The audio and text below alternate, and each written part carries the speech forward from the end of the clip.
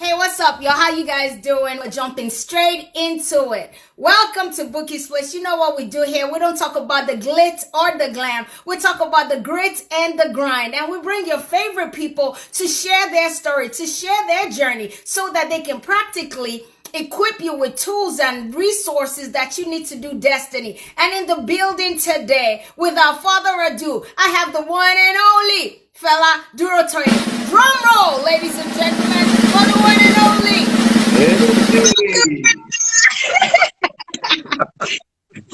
How are you? How are you? I am very, very well, thank you. Awesome to be here. Congratulations on all the amazing things you've been doing. I'm super duper proud of you. Where would I say I come from if I don't follow your steps? What would be my pedigree if I don't follow your steps? No, you're too much. You're too much. Congratulations. Been Thank a long you. time, though. It's been a long time coming.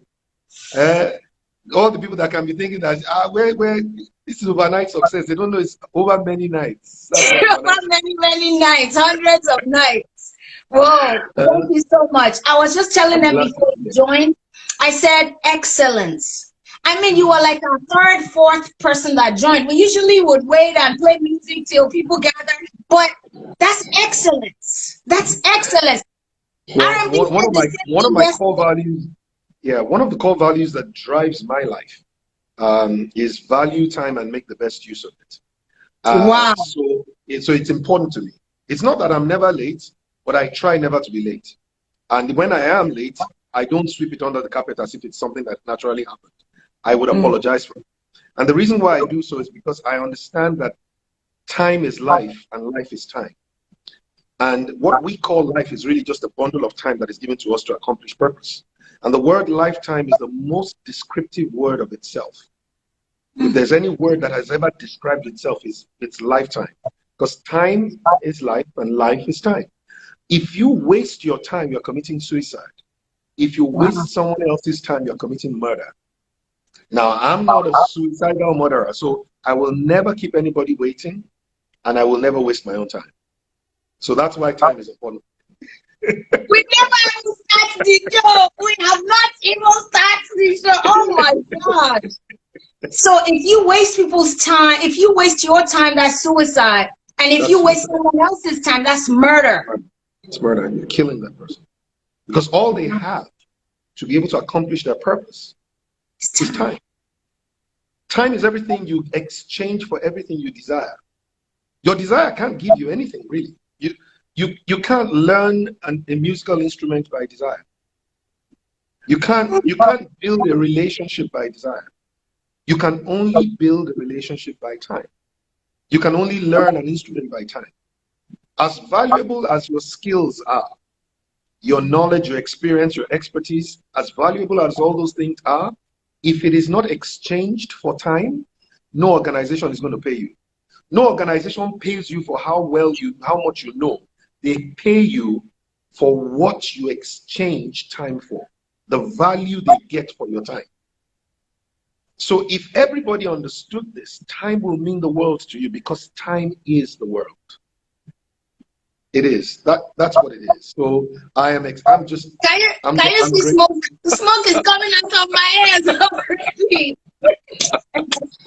Wow, that's a great way to start the show. Let me just welcome. I hope that one day a new generation will emerge that will understand and appreciate the value of time, and it will turn the concept of African time to right on time.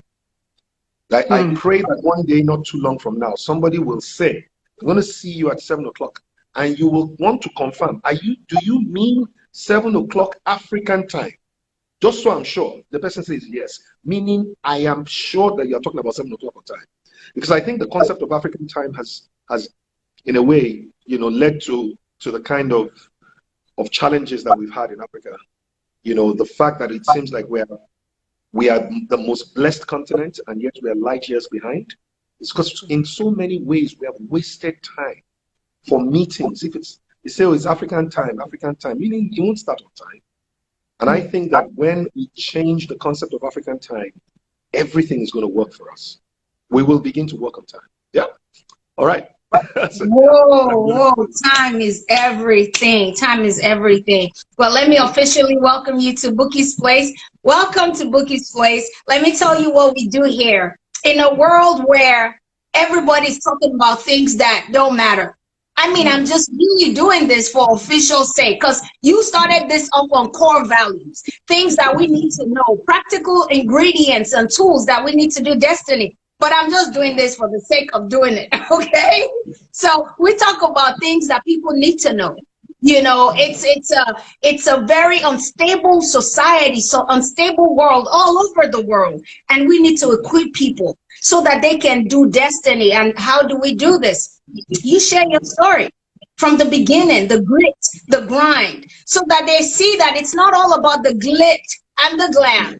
There are seeds to be sown. There are sacrifices to be made. There are things you need to do to get the ball rolling, and it's on you. So you share your story from the beginning. It's about ordinary people in their ordinary lives doing extraordinary things. You know, so when I shut up now, you're starting your story from the beginning, where you were born. In any way you flow to, Uncle Fela, we go with you. Wherever you go, we go with you. So welcome to Bouqui'S. Well, thank you once again, Bouqui, and thank you. And you know, again, time is very precious. I do have to run off at 8 o'clock. Yes. You know, so for me, I think trying to make the best of time.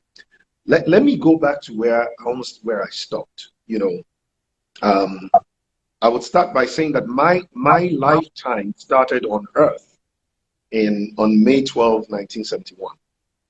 But I think that in reality, before I started to count time, I was already here because I was conceived in 1970 and I was received into the earth in 1971. So my birthday is 1971, but that wasn't when I arrived on Earth. I arrived in my mother's womb in 1970. And my mother and my parents were in Toronto, Canada at that time. And it turned out that, you know, for whatever the reason is, almost near full term, my father had a dream, and my father said to my mom, we have to take him home. Now, Bouqui, you know my family, you know my family well, we grew up together. You know I have an elder brother and an elder sister. And at that time, guess what? They weren't checking out to know what is the sex of the baby. So how was my father to know that this next one that was coming was a boy? You know, I have 3 boys, right? And I remember one day Tara was asking me, look, I mean, a lot of people are always putting her under pressure. You with all the beautiful makeup and the things, you don't even have a girl. Why don't you guys? So one day she comes to me and says, should we try for a girl? I said to her, baby, hey, you know, once is an occurrence, twice is a coincidence, 3 times is a pattern. I don't have any girls inside me. You know, and so in my parents' case, they already had a boy and a girl, and so there was no way they were supposed to know whether this child was a boy. But my father, whatever he saw in his dream, saw that this one was a boy, and said we have to take him home. And literally, they began that day to make their way back to Nigeria in 1971. And you know, I don't know why it mattered so much to me, but I felt like I was done so much injustice. That why would they have brought me as a child? As a child. And then to now make the matter worse, you know, they now named me Tokunboh again on top of all of that. And, you know, most Tokunbohs have a Nigerian passport. I mean, they have a dual citizenship. I'm probably one of the only Tokunbohs that you know that has only one. Cut the long story short, I grew up in that pain. But that was not the only thing. So I grew up into this family of lecturers. Both my parents were lecturers. I was born in Ibadan, conceived in Toronto, Canada, received in Ibadan, as I always like to say. But then in 1972, which is just barely 1 year old, my parents moved to University of Ife, which is where you grew up also. Okay. And so all of my, in a way, growing up years was in Ife. All of my education was in Ife. I studied computer science, but I had no clue about what I was doing, especially because, look, my father died when I was only 11 years old. And that was one dimension of pain in my life. If you're talking about pain and purpose, I would be able to attach a few key points of pain and purpose. Prior to that happening, my father had also left home, almost under on just unbelievable circumstances. My mother and my father were so in love for many years, and just in a short while, my father changed, and before we knew it, he was gone with with someone else, and he left home, and that was devastating of its own. So that happened in sometime around 1977 or 78, and then later in 1982, my father died, just when him and my mother were coming back together. Um, I'll come back to those things. I would like to conclude with them. Anyway, so here it was. I was raised by a single mom, and I had nothing. I didn't know anything about what I wanted my life to be. For one, my father was my best friend, so I thought life meant nothing to me anymore. You know, but in the end, I came around, and Deji Jenny says, That's "Oh, I my remember sister. my That's dad." my sister. Yeah. That's Deji, my Oh, sister. fantastic. She said, and so cut the long story short, I studied computer science in school, in part because I had no clue who I was. And my brother said, look, you know what, go and study computer science. I really wanted to study medicine, but my sister was studying medicine, and she had gone a few years ahead of me. Came back home one day, said they were cutting cadaver, and that was like dead bodies. I said, look, I'm signing out. That's me. I'm gone. I'm out. Okay. And then I went studied computer science, had no clue about it. Eventually, went when I graduated with a 2-2. My mother said it was because I was a genius. And then between when I graduated and when we were going to have the National Youth Corps service here, I had about 6 months to play with. And I just decided to do what I loved, which was helping people put up artworks in their home. And you can see in my own home, you can always see almost every wall has some artwork or the other, and I love art. And to cut the long story short, one of those people that I went to do art for, um, Mr. George Itomi, said to me, Fela, what do you, this is amazing. Did you study interior decoration? I said, no. He says, what did you study? I said, computer science. He says, oh, so what do you want to do with it? I said, absolutely nothing. I don't have any passion for it. And he said, do you know that you are already more than halfway past the people of the earth? Half of the people of the earth don't know what they want to do, but they also don't know what they don't want to do. You may not know what you want, but the fact that you even know what you don't want, you have already passed half of the world's population. I thought that was mind-blowing. So he started to dig deeper to ask me, what is your joy? What gives you joy? What kind of things do people ask you for normally? And I started to think back, and I said, look, I just love to solve problems. I love to build things, especially, and I don't know why a lot of people come to me with business ideas, even when I was in school, right? People will come and say to me, Fela, please. So cut the long story short, he said to me, do you know what venture capital is? I said, no, I don't. He says, okay. He started to teach me about venture capital, the ability to find funding for great business ideas. It was like music in my ears. Fast track, I got a job in a venture capital company called Ventures and Trust in 1992. That's where I did my youth corps. Several of the companies that we worked in, some of them did very well, others didn't do very well. I remember I was sitting down one day asking, why do companies succeed and why do companies fail? And the next day I got to the office, to the office, my mom called and said, would you like to do an MBA? And it was like as if, again, the same thing happened when I was speaking to Mr. Itobi. It was like as if the light bulb came on again. I went back to Ife to go and do an MBA. And all of this while, I had no clue really what I wanted to do with my life. But whilst I was in Ife for my MBA, I read one book, and it was called Understanding Purpose by Dr. Miles Monroe. And it was that book that totally, completely, absolutely changed my life. One book. It was that book that helped me to understand all the why questions I had been asking. Why I was not born in Canada, did my father die, and it helped me to understand that everything is about purpose, that life is for a reason, and that your purpose is the reason why you had to exist. Not just the reason why you exist, why you had to exist. It's almost like God compelled himself based on purpose to say, this one must come to the earth. Your purpose is not only the reason why you exist, it's also the reason why you have another sunlight. It's the reason why the sun will rise again for you the next day. Because the day you're born announces your purpose. The day you die is purpose accomplished. No matter what you're doing. And everything between is the ability to discover, to clarify, to align your life and to deliver purpose. That's what it is. It's called Understanding Purpose by Dr. Miles Monroe. Everyone should read it. Everything between when you're born and when you die should be all about four things: discovering why you're here, clarifying it into clear vision, aligning your everything, your gifts, your time, your work, your pay, everything, and delivering on that purpose. And once I got that, I realized that there was no mistake in my life. But there was something else that it is that I found out in my own study of purpose.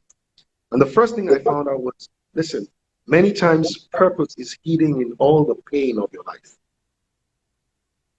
That if you don't know your purpose, but you go back and look at the pain are milestones that indicate to you where purpose is. Because anything that is not in line with your purpose will never hurt you. Whatever you don't have that is not useful for your purpose, you will never. Please, can you break that all the way down? Whatever is not in alignment with your purpose will not hurt you. It will never hurt you. Please break it down. If there's someone who is not important to your destiny and your purpose, if they walk away, it won't hurt you. Even if it feels like it hurts you, it won't hurt you for long. There is nothing that you can lose in this world. If it is necessary for purpose, you will find it. It will be replaced. Or, most importantly, if it's not, you don't need it. By the time I finished MBA, I had an answer to the question, why do businesses succeed and why do they fail? And it was leadership. And it was in there with an understanding of purpose that I decided that my life's purpose was going to be to develop and empower leaders who will build sustainable institutions that would outlast them, that will become market leaders. But to do that, you also have to build the people within those organizations. So I now realize that my purpose and my calling to build leaders had two legs. Number one, to build those who will build the institutions, entrepreneurs, business leaders, and all of that, but also to build career leaders. And so those two things have become the most important thing in my life. I left that place saying, listen, I want to go and help many organizations. So I joined a management consulting company called Phillips Consulting in 1998.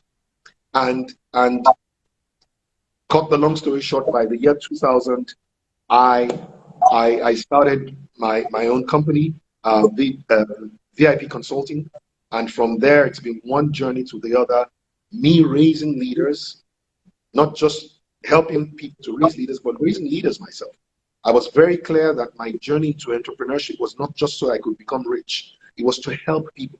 It was to help businesses succeed. I never measured my success by how much I had. I always understood that my purpose was to help people succeed. So I measure my success by how much transformation takes place in an organization when I get there. So when I got, so when a client hired us, we were making 12 years of losses. And in the year they hired us, they made 225 million naira loss. Within 9 months of hiring us, by the end of the year, they made 1 billion naira profit before tax. First time of making profit in 12 years. I was hired by an organization who had made 300 million naira profit before tax, but they had already gone 8.5 months into their operating year. And the CEO of that organization was retiring at the end of the year. He said the only regret he had was his company never made 1 billion naira profit before tax. Somebody said, go and get Fela Durotoye. And he came in and we sat down, looked at the strategy without opening a new branch, without hiring a new staff. By the end of the year, they made 1.126 billion naira profit before tax. Meaning that for 8.5 months, they made 300 million. But in 3.5 months of working with them, they made 824 million. That is how I measure my success. I came to realize I am a helper of leaders. That's who I am. That's who I am. And so for me, it's clear. Now, let me quickly talk about this thing that I mentioned, because I think I want to stop here. Let me add that I started my company in a 1-bedroom room. Wow. When I was leaving Phillips Consulting, I left to go and start the company, and I didn't have any startup capital. But I was impressed upon in my heart to go and start. Even though when I joined Phillips Consulting, I joined earning 13,000 naira per month, and within 14 months I had been promoted four times. Within 16 months, my salary had gone from 13,000 naira to 130,000 naira per month. Within another 6 months or so from there, I was being paid 10,000 naira per day. So I was successful by whatever terms you want to do it as a consultant, as an employee, but I was told to go, and God spoke to me and said, I want you to come with me. I want to make you. And to do that, he said, I had to leave everything behind. And in leaving behind, he said to me, listen to this, you're going to have to start again. So I started from a room, 1-bedroom room, not apartment, room, right? Only 2 windows and a door. I had my mattress on the floor. I had only 1 canvas bin by the side of the door. And most people will say to me, Fela, how can it be that you did so well and then you started with nothing? Well, because God asked me to give out everything I had. When I left Phillips Consulting, he asked me to give it out. And I'm sure, Bouquie, you remember a place called Eden. Yeah. Christian lifestyle. Everything, my sound system, my TV, everything I had, I put it in that place so that it could become a Christian lifestyle and entertainment center. So by the time I was coming back from Ife, having set up Eden, I had nothing. But 2 things that I had that were working for me. I had God, and I had a girl that was in love with me, who said to me she was going to marry me with nothing. Her name is Tara. And she married me in that boys' quarters. And today, I cannot tell you that it's still the best gift that I have ever received from God next to my salvation. So let me quickly just touch on a few things as I've gone through. I hope that this is something that, let me stop there and touch on a few things. A few things that I found out about how I found purpose, or how I turned passion, my pain, into purpose, was that, I guess, first of all, the disappointment of not being born in a country where everything works made me desire to make my own country work. That's the first thing. So in a way, I found purpose of not being born in Canada, by trying to build Nigeria. It's one of the most desirable nations to live in. And so the pain of not being born in a great country, I have turned into passion as a nation builder. Okay? Now, when I lost my father at the age of 11, and what that did for me was it made me take a decision that for every day, I don't know how long I would live, but for every day that I live, I will be the best friend and the best father that my sons will ever have. And so it's what it's done for me. It's helped me to find purpose in fatherhood. Because my father left my mom, I decided that my marriage had to work. Do you understand what I'm trying to say? Yes. I mean, in the first place where I worked, I had a boss that was he was like, not the owner of the organization. Mr. Femi Akingbe himself was a great guy, but I worked with one particular guy who was like Hammer House of Horror. I mean, one day I always tell people, I say he knocked out everything that I ever had as any form of confidence, any form of, he belittled me. It was like as if he was out to kill me for nothing, because, but to cut the long story short, what came out of that pain was that I decided I was going to be the best boss that anybody will ever have, and that I would raise leaders all the days. Everyone who has worked for me without fail has become a CEO. Everyone, without fail. I raise every employee into a leader. That's what I do. Because I had a terrible boss, I decided to be the best boss. And let me just quickly joke about this. Because I didn't study medicine, somehow I found my way and I found purpose in consulting. And I realized that what I was running away from in medicine, which was, blood and death, I found, okay, I could still find purpose. So when I, as a management consultant, when I think of my clients, like the way a doctor thinks of theirs, when the doctor's patient says my head is aching, my clients say we have a leadership crisis. When the other doctor's patient says my eyes are hurting, my clients talk about vision. When the patient says my mouth is hurting, my clients talk about communication, public relations. When the doctor's patient says it's my hands that are the problem, my guys say it's production. When the doctor's patient says it's my stomach that is the problem, my guys say administration. When the doctor's patient's feet have a problem, it's sales. Wow. Right? When the doctor's patient's heart is at work, is having a problem, mine would say it's passion and culture, organizational culture. So in the end, guess what? I am still a doctor. It's just that my patients don't have blood and they don't die. But they do have blood and they die. I would say lastly, when a doctor specializes, they become consultants. Guess what I am? I'm a management consultant. So in the end, I found purpose in consulting from the pain of not being able to study medicine. Wow. I can go on and on and on. Can I jump in a little? Can I jump in a little? You said all these things, and what you're talking about is perspective. Ah, yes. Because a situation could happen to me, and I choose to see it wrong. Absolutely. But you are choosing to see it right. How can I focus? How can I fix my focus or my mind to see the good in every situation? Or how do I navigate those seasons that, because someone is listening now, how do someone has done something and that bitterness is holding them down because they can't let it go? How can they release themselves from that and do purpose? Well, so I would say that it's a gift, and you can ask for the gift from forgiveness to the right perspective. Because to a large extent, it's seek and you will find. But to be able to seek the good in every situation, you must first believe that there is good in every situation. In other words, you have to believe. And because, you see, I found purpose after I found God. Or maybe, let me say, because God never lost me. I was the one that didn't keep or have the faith. I found purpose after I found God.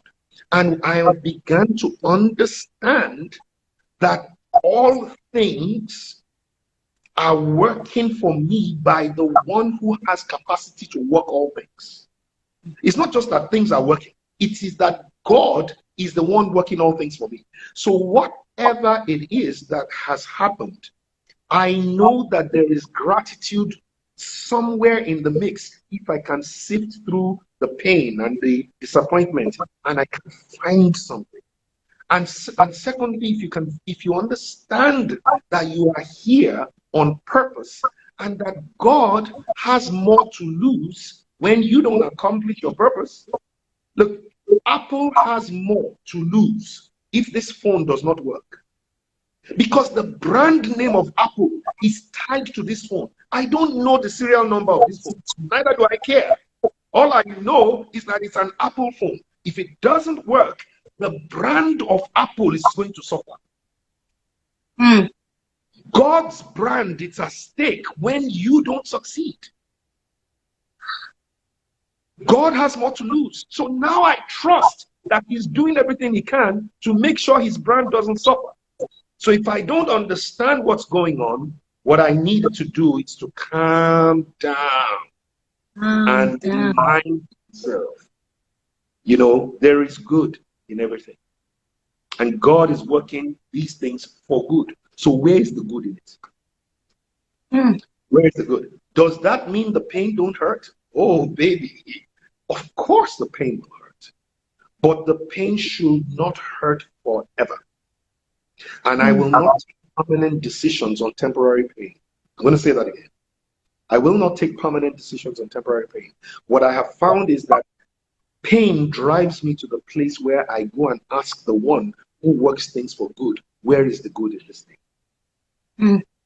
So pain drives me to the place of prayer. Pain drives me to the place of prayer. You know, that's what I found out it does. Because every time, and like I said to you, by the time, look, I tell people, if you look at me, for instance, I grew up feeling very inadequate. I'm the shortest man in my house by far, right? So I grew up feeling short, even though most people will not even agree that I'm short. I'm 5'8.5". By the global standard, 5'8" is average. That's the average for the world.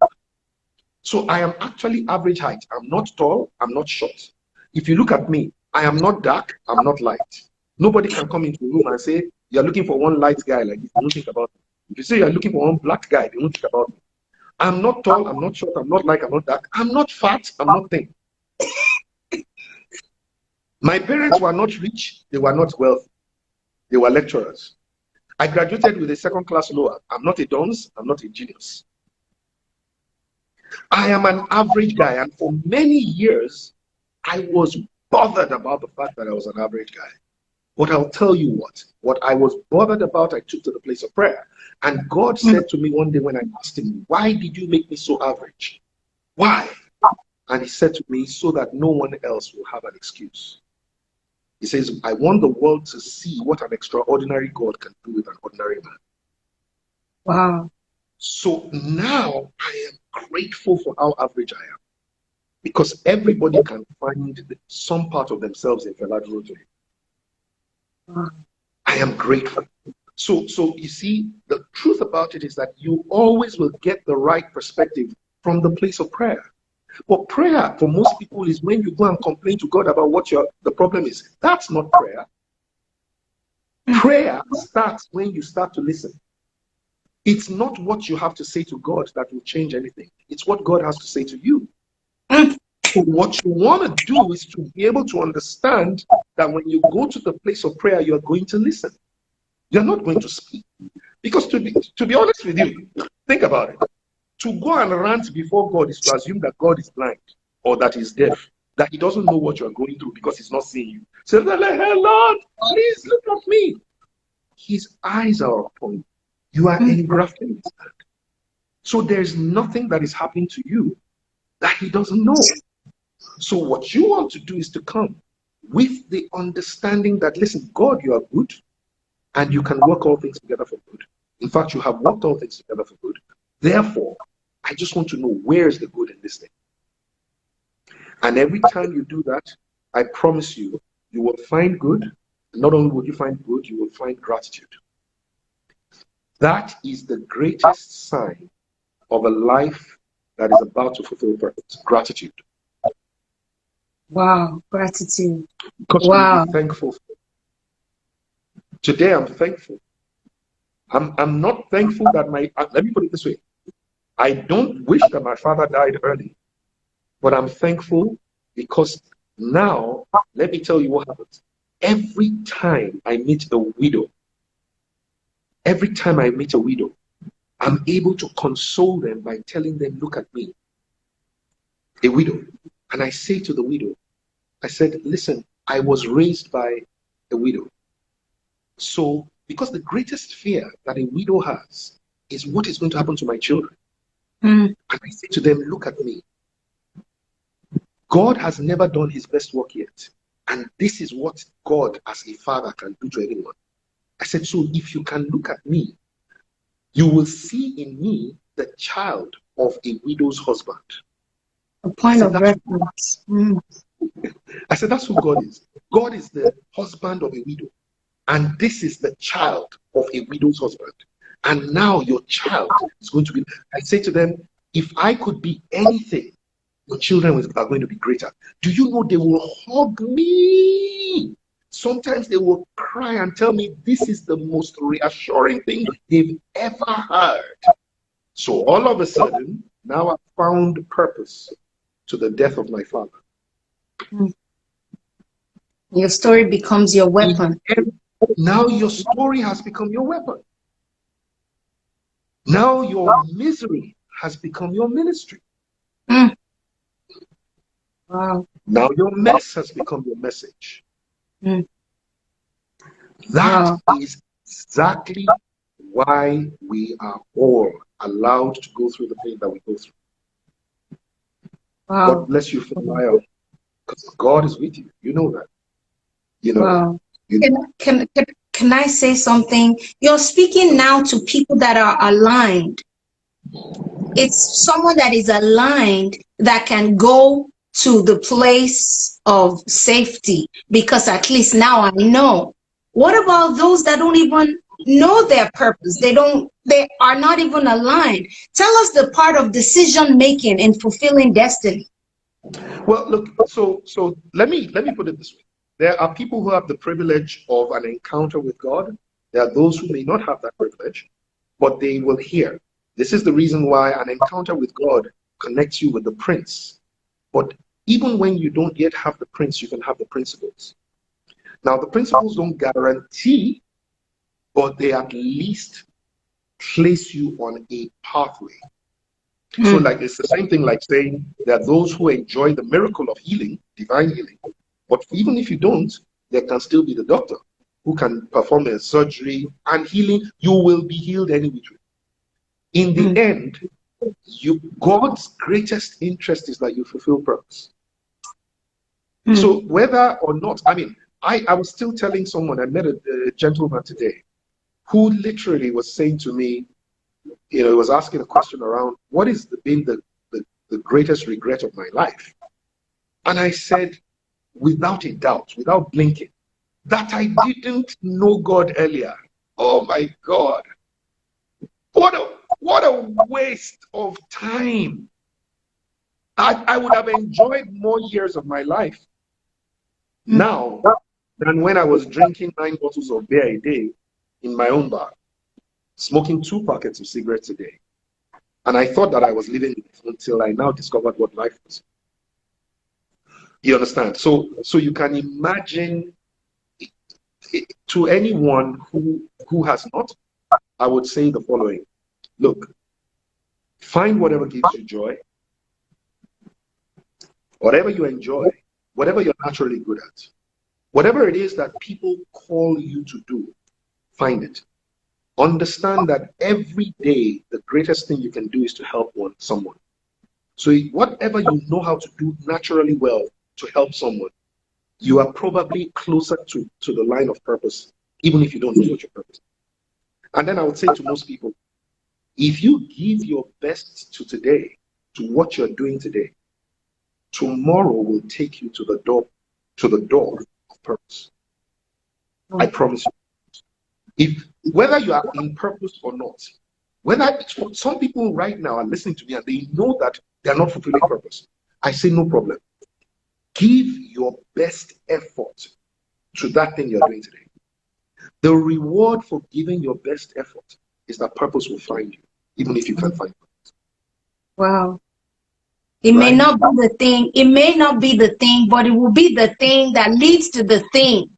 You may not be in the right place of destiny right now, but if you give your best to it, somebody will come and take you to that place. You Wow. will be found within the context of your best effort. You will be found within the You context will, of your best effort. as Even if long you're as on you're the wrong giving track. your, listen, even if you're on the wrong track, but you give it your best, something will come and change that track to lead you to the place. Just Wow. if you give your best to today, tomorrow will take care of it. Wow. Let me Give just your best. digest that for 2 seconds. Wow. Just give your best. Give your best to today. So no Help someone. mediocrity. You can't be a Do mediocre. something that helps someone solve a problem. Help someone. Help someone. And whatever problem you naturally know how to do, how to solve, that is closer to purpose. Whatever you naturally enjoy doing, that is closer to purpose. You understand? So help someone. Make a positive impact on people. Live a life of gratitude and a life that that attracts appreciation. I'm going to say that again. Live a life of gratitude and a life that attracts appreciation. And what do people say thank you for? They say thank you every time you've impacted them positively. So you get to the door, don't rush through the door. Stand behind and let somebody else pass. And get one thank you point for the day. Say something that is going to help someone and get another thank you for the day. Compliment someone, but don't lie. And get another thank you for the day. In whatever way you can help people, get as many thank yous as possible. One of those thank yous is going to connect you with destiny. Ooh, ooh, ooh. One of those thank yous that you might probably look down. You and I don't know which one. Cast your bread upon the waters. Just keep doing it. Keep saying things that will help people. Keep doing things that will help people. You're going to the office. You don't like what you do.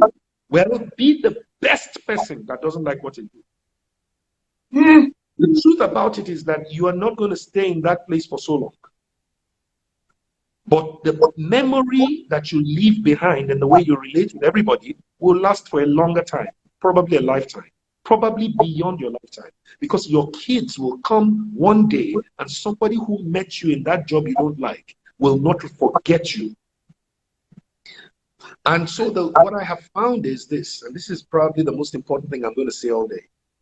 I believe that every day is an opportunity for you to leave a legacy that will open doors of opportunity to people who carry your name,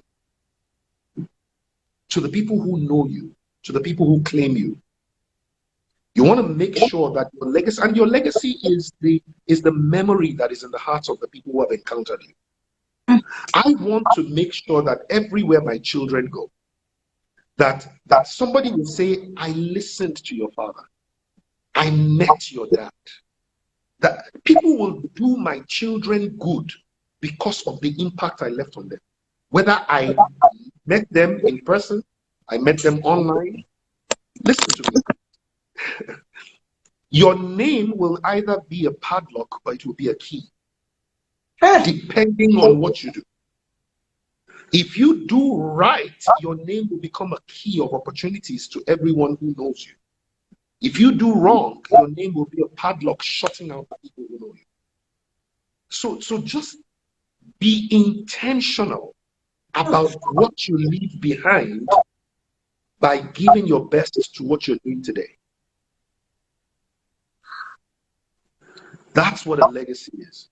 A legacy is the story of your life in the rearview mirror. Your vision is the story of your life in the windscreen. You are always looking ahead to your vision, but you're looking back to hear your legacy. So, but understand, you can't have anything in the rearview mirror if you haven't passed through it. So when you are passing through it, what do you want to be seen? What do you want to be heard? Tomorrow, in fact, tonight, leave a legacy, a positive legacy on the people you meet at the bus stop, at the train station, at the airport, at anyone you meet. Smile. There are people who need nothing more than, there are people who are just dealing with, no one loves me, and a smile can change their lives forever. What is a smile to you? It could be the greatest gift. So give it. Give it. Just make a positive impact on everyone you meet and everywhere you go. Make everywhere better because you came. Make everyone better because you met them. That's all. Even if you don't know your purpose, just do these things. Solve problems. Help people. Make them better. Let them say thank you. Leave a positive legacy. You will be all right. You will be fine. And purpose will find you. Wow. Wow. That is... please, can I get like 100? Oh, deep. No, man. Because all these things you're telling us, there are principles that we overlook. And we're going into 10,000 hours. We're going into stuff, but we're missing the core principles that make us Wow, I know that time is gradually going, and you talked about people that haven't found purpose, but you can find purpose in how Yeah. what you do and how you do it today. What Yeah. about those people that they call the multi-potential, like people that have like five talents? They can sing, they can rap, they can dance, they can do all these things. How do Yeah. they know which one is the key? Well, work all the ones that you can. Use every talent you have to help people. Like I said, you don't know which one it is. Most times there is something called a dominant talent, right? So look, I can I can sing, I can talk, I can do this, but there's I've acted as a child, all of that, but there is one that my current assignment requires that gift for, and that's the gift of communication, and that gift is my dominant gift. So whilst I can sing, my singing is not my dominant gift. Whilst I Mm. can act, whilst I can do many things, find your dominant gift, but don't limit yourself to your dominant gift. Use every other talent you have to enhance the assignment that your dominant gift is connected to. I'm going to say that again. Use every gift you have to enhance the assignment that your dominant gift is connected to. And many times that's it. So just use every gift you have to help as many people as you can. Soon, one of them will be calling on you more often. One of them is going to call on you more often than the others. Don't focus on that one. Use everything else to support that. And as you see other opportunities, do the one you can. As you see the other opportunity, do the one you can. Look, the most important thing I want to say to you is don't let life be too complicated. Whatever you can do, give it your best shot. The next door will open for you. Give it your best shot. The next door will open for you. Oh, I have 5 talents. I don't know which one. Use the first one. Look, today is the best day of the week. Wow. Monday or Tuesday or Wednesday The best day of the week is not Monday or Tuesday or Wednesday or is Thursday or Friday today. or Saturday or Sunday. Today. Today is the best day of the week. And now is the best time of the day. So if you can only just do with now, today, what you can, you will be all right. You will be fine. Just trust that God has got you. Whether you have a deep relationship with him or not yet, just trust he's got you. Look, let me tell you something. Is like I said, I was one that found God. God never lost me. So God didn't find me. Even when I was deep in debauchery, I was in his hands. So whether you know God, you don't know God, it doesn't matter. God knows you. When the time is right, you will know God. When you're ready to live a full life. But in the meantime, just live the best life that you can. Live the best one. And the best life is not what happens to you, it's what happens through you. That's what's the best life.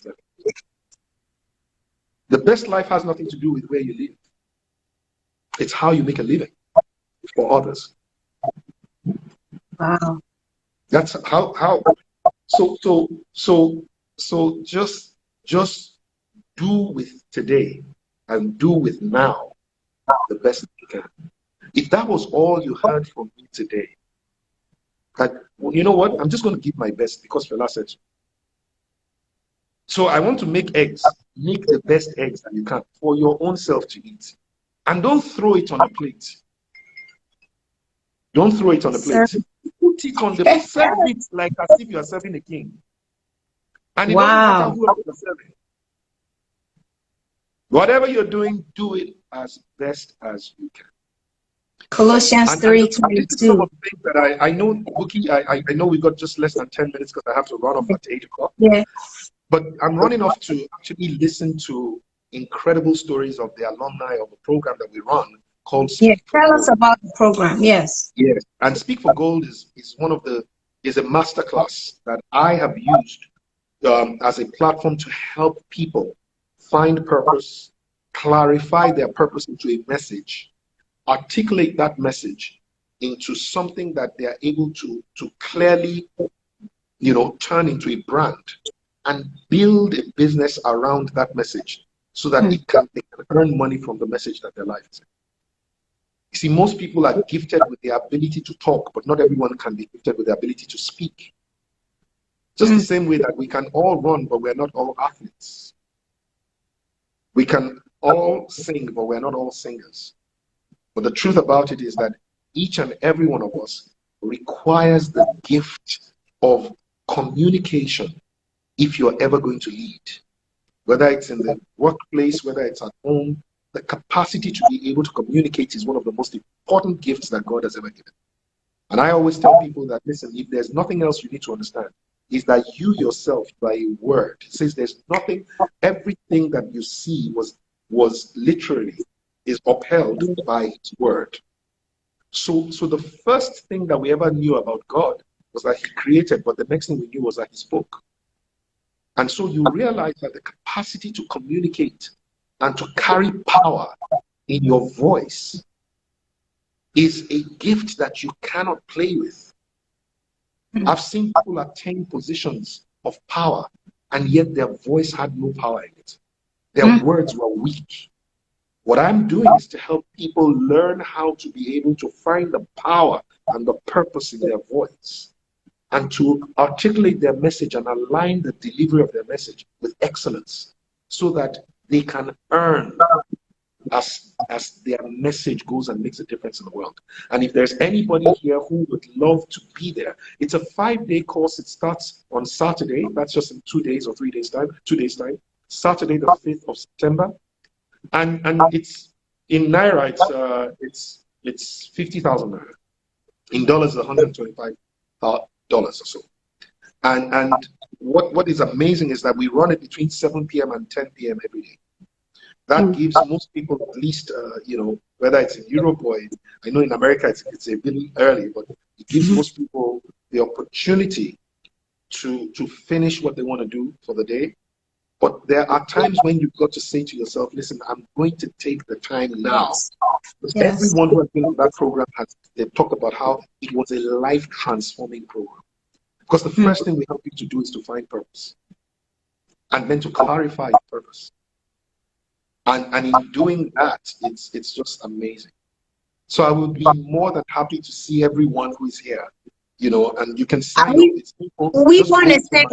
We want to send, Bouqui'S Place wants to send. So if you are going to sign up, when Uncle Fela leaves, we're going to stay on. We'll send 2 people, but we'll pay 50% of your fees so that you can show commitment. So you show commitment. We will send 2 people, pay 50% of your fees, so you show commitment. Because if we pay everything, then you say, oh, I couldn't go, my mom was this, my dad was this. But we're gonna sponsor 2 people from Bouqui'S Place. So that when they have their company, they can be giving me tithes. And I know that there are sometimes that people will say to me, oh, Fela, please, I cannot afford it. And I say to people, what? Your words are not tools for description. They're tools for creation. So when you say, I cannot afford it, what the earth is hearing is not afford, not afford, not afford. You don't tell the earth what you want. Say what you desire. Don't say what you have. Don't say what you don't have. Don't say what you desire. Say, I will be there. You don't know how yet. So just type it out. I will be on that course. In fact, I like to say it this way. Tell me, see you in class. That's what see you in class. See, we already have someone. I'll see you in class. Uncle Fela, we already have someone saying I'll pay 50% for 2 more people. So we have 4 people. Wow. 4 people amazing. Already. If you want to sponsor people from Bouqui'S Place, just let us know. Let us know. We have people who have been donating all week to this 100. That is the greatest gift that anybody has ever given. You don't know what the impact of it will be. And they will come back and tell you. Listen, we just heard somebody tell the story of how they came on that program. The lady paid, within 48 hours, the lessons she learned on Speak for Gold, she used to make 1.3 million naira.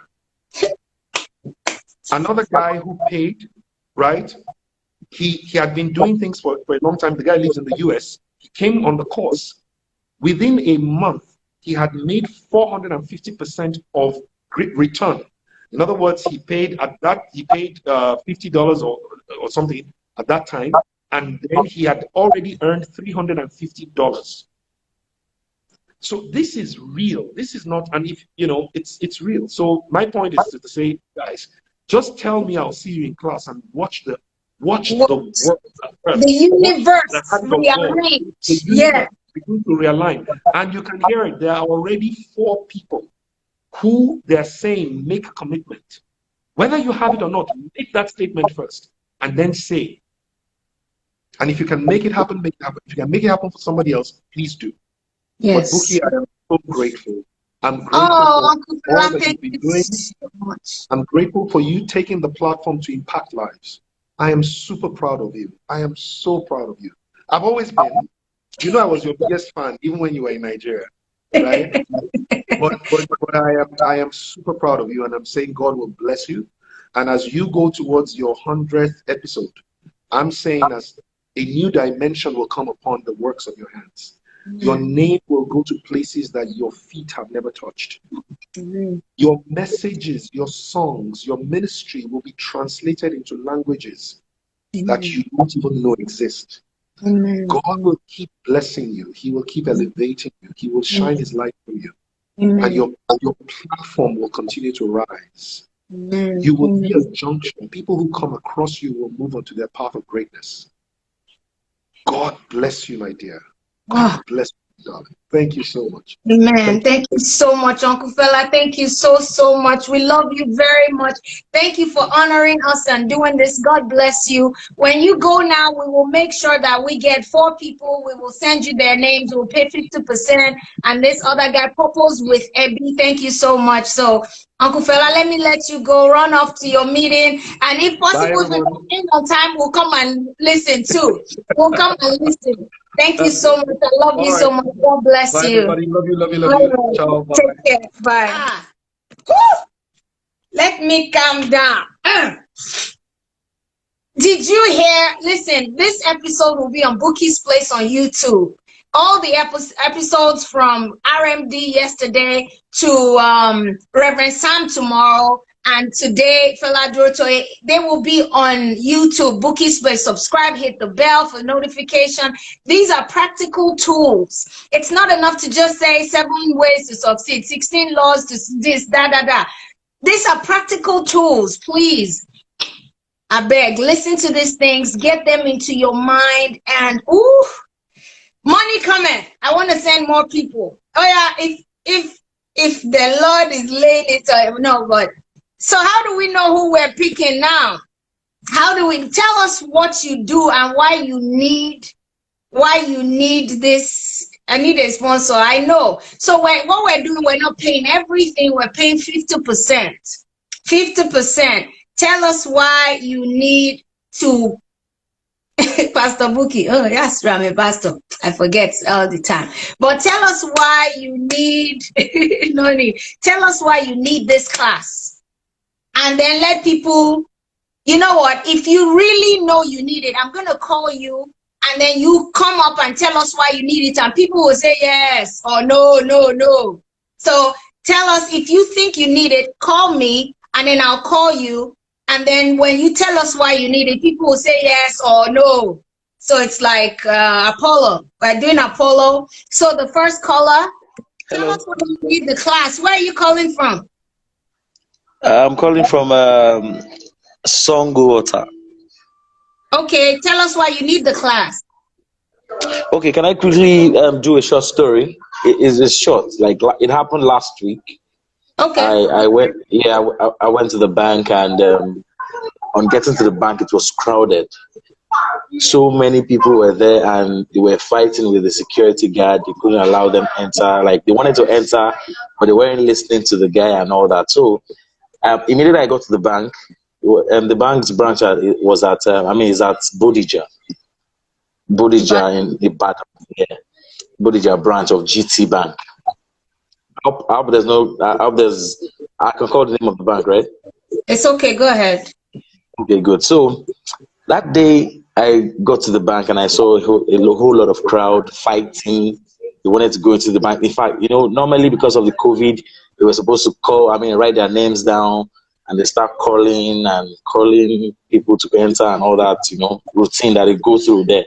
So I saw that they were fighting and everything. So I went there, and just right in front of while everybody was just shouting, I shouted and said, people should just calm down and relax. And to my amazement, to my greatest surprise, they all listened and they all calmed down. In fact, I was instrumental in the calming down of everybody at that place.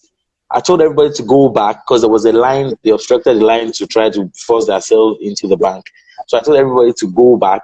They listened, young, old. In fact, the security guard told me to just please that I shouldn't go. That's like they're all listening to me. So they waited, they listened, and that was how we were using the list. They already wrote their name. We were just, me and the security guard, we were just calling people in orderly, and it was calm. So when it got to my turn, when they called my name, I told the man that we should just wait. That let's just finish through with everybody first before I go in to do my transaction at the bank that day. So I feel that experience alone gave me an insight while hearing Dr. Fela Durotoye, while hearing him speak. That insight alone gave me an insight, and I think I feel I have that spirit of. Send me your details. Guys, yes or no? Can I, if I see 5 yes, then yes.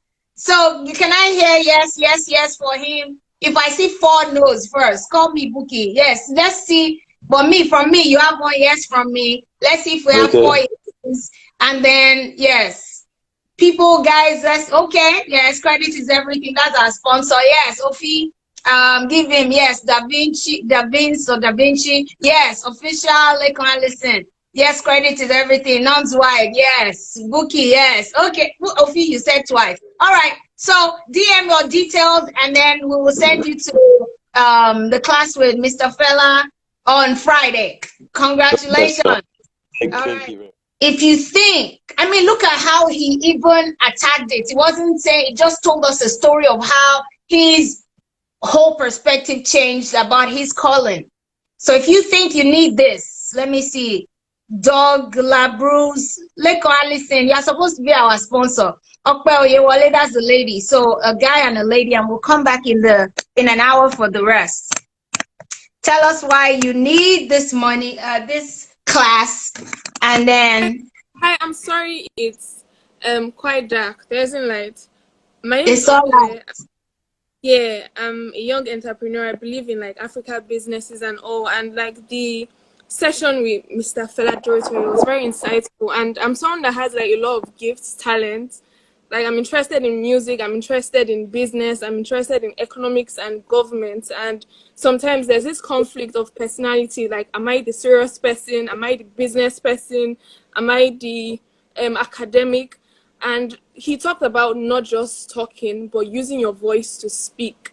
And I feel that's very important because Africa, we have to move from just making fashion trends or things that pop or songs that everybody dance to actually making statements. And it's not just, Africa to the world. It's Africa taking a position. So I would like to be on this session because I would like to know more about how to use your voice impactfully, not just saying things, but actually commanding change in the world, especially for Africa. Okay. Yes or no? Yes from me. You got a yes from me. Yes, first yes. So Malam said first yes. Jide said save. I will save after this. Let's see. Does she has a yes? I'll be back going again. Does she have a yes? Does she have a yes? Go in. Thank you. She needs it. Session. Thank you.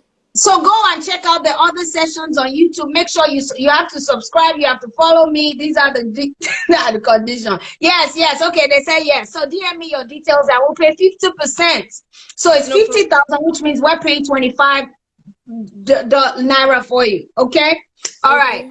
All right. All right. Okay, so we gotta go. I need to save this session because I'm not about to lose this session. Thank you, Uncle Fela, for coming. You guys is going to have a session on his page for the alumni, alumnus, whatever. I'll see you guys in an hour for the giveaway. God bless you. Thank you for joining. Subscribe to my YouTube channel. Make sure you watch all the my mommy says yes. Mommy, I love you very much. I'll call you after.